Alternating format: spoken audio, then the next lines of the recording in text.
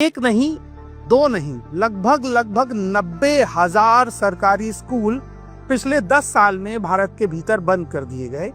वो भी इस ड्रामे के साथ कि इस देश की शिक्षा व्यवस्था को और बेहतर बनाया जाएगा।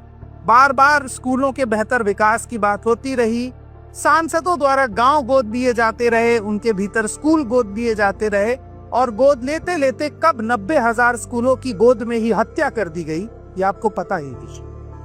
2014-15 में भारत के भीतर लगभग 11,07,101 सरकारी स्कूल थे, जो अब 10,17,660 हो गए हैं। यानी लगभग 90,000 सरकारी स्कूलों को पूरी तरह से बंद कर दिया गया है। इसमें मध्य प्रदेश सबसे आगे है और उत्तर प्रदेश भी उसको बराबर की टक्कर दे रहा है।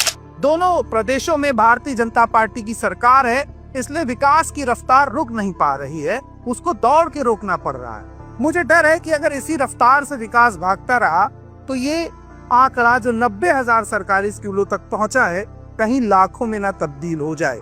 ये सरकार स्कूल तो बंद कर रही है मगर शराब के ठेके खोलती जा रही है।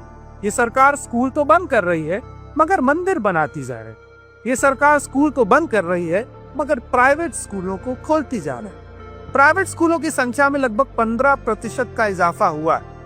अब सोचिए, जिस देश में लगभग 80 करोड़ परिवार, जैसा सरकार कहती है, गरीबी रेखा से नीचे हैं, तभी उनको अनाज देना पड़ रहा है। और जो आदमी अपने अनाज की व्यवस्था नहीं कर पा रहा है, उसके बच्चे कहाँ पढ़ेंगे? सरकारी स्कूलों में पढ़ेंगे। अब आप सरकारी स्कूल बंद कर दीजिए तो उसके बच्चे पढ़ेंगे ही नहीं। ये पढ़ेंगे नहीं तो सवाल नहीं करेंगे, सवाल नहीं करेंगे तो आप देश में अमृतकाल लाते रहेंगे और विज्ञापन पर अरबों करोड़ों को खर्च करके बताते रहेंगे कि मोदी जी विश्व के सबसे शक्तिशाली प्रधानमंत्री हैं, मगर उनके प्रधानमंत्री रहते हुए 90,000 स्कूल बंद हुए। ये उनकी सरकार पर एक कलंक है और एक सवाल है।